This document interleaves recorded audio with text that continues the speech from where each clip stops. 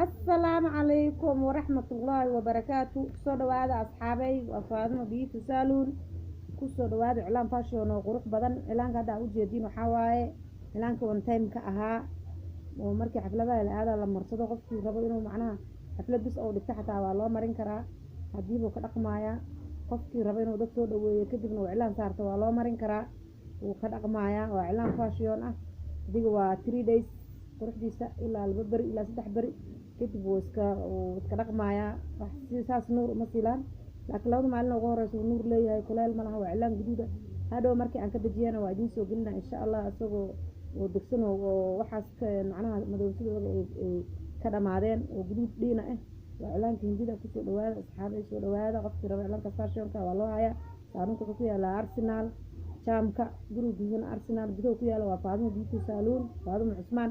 soo dhawaada asxaabay meel kasta oo adduunka ka joogtiin welcome